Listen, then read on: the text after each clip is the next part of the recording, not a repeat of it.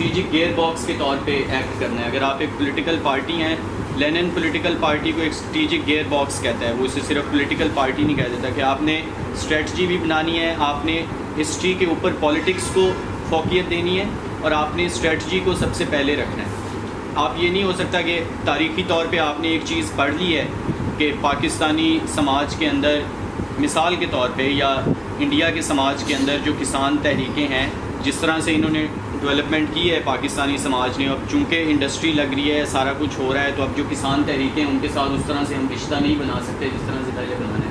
یہ آپ نہیں ڈیسائیڈ کر سکتے باہر بیٹھ کے، یہ گراؤنڈ ریالٹیز جو ہیں وہ ڈیسائیڈ کریں گی، اور آپ جب اس میں انٹرونشن کریں گے تب آپ کو پتہ لگے گا کہ کس طرح سے. اور اس کو وہ ٹیسٹ آف پریکٹیکل نالج کا بھی نام دیتا ہے کہ کس طرح سے ایک جنرل کرائسس ہے سوسائٹی کے اندر اور پھر کچھ اسپیسیفک کرائسس ہے، ٹھیک ہے.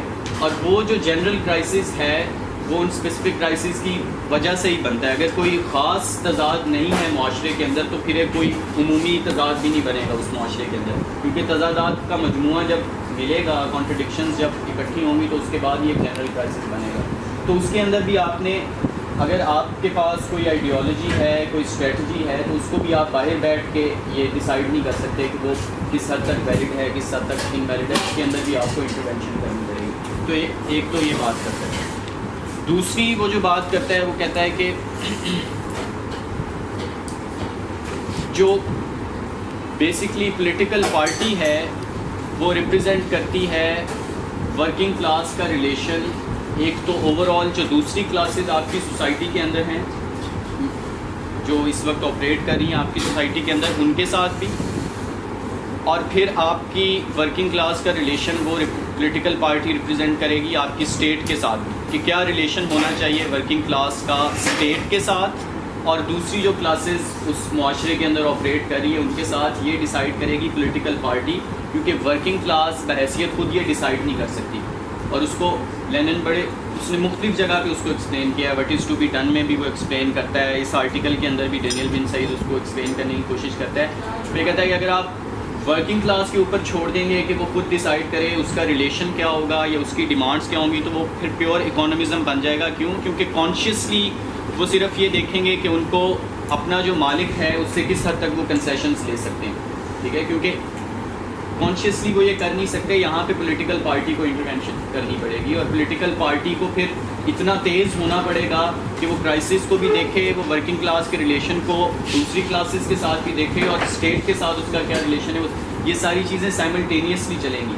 اس لیے آپ کی جو پولیٹیکل پارٹی ہے اس کی لیڈرشپ کے اندر ایسے لوگ ہونے چاہیے جو وقت آنے پہ فیصلہ لے سکیں، ٹھیک ہے. اور فیصلہ آپ نے، جب تک آپ فیصلہ نہیں لیں گے، اور یہ ہم نے دیکھا، اگر آپ بولشوک پارٹی کی بھی ہسٹری دیکھیں، اس کے اندر بھی بہت سے ایسے سپلٹس ہوئے انہی وجوہات کی بیس پر ہوئے کہ آپ یہ نہیں کہہ سکتے کہ ہسٹوریکلی ہمیں تاریخ یہ بتاتی ہے کہ اس کے بعد یہ ہو جائے گا.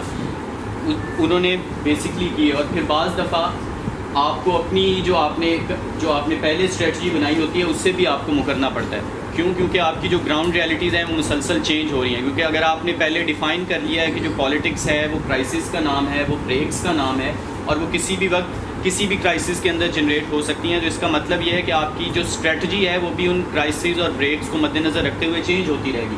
کوئی ایک یونیفارم اسٹریٹجی نہیں ہوگی آپ کی کہ یہ ایک اسٹریٹجی ہے، اس کے تحت ہی آپ نے ہر جگہ پہ جا کے انٹروین کرنا ہے. آپ کو ہر چیز کے ہر اپرچون مومنٹ جو ہے یا جو فیوریبل کنڈیشن ہے اس کے حوالے سے ایک الگ اسٹریٹجی بنانی ہوگی. اور وہ اسٹریٹجی تب بھی بن سکے گی جب آپ کی پولیٹیکل آرگنائزیشن کے اندر ایسے لوگ ہوں گے جو وقت کے اوپر فیصلہ لینے کی طاقت رکھتے ہیں. اگر ایسے لوگ نہیں ہیں تو پھر اس کا مطلب ہے کہ پارٹی کے اندر کچھ نہ کچھ مسئلے ہیں.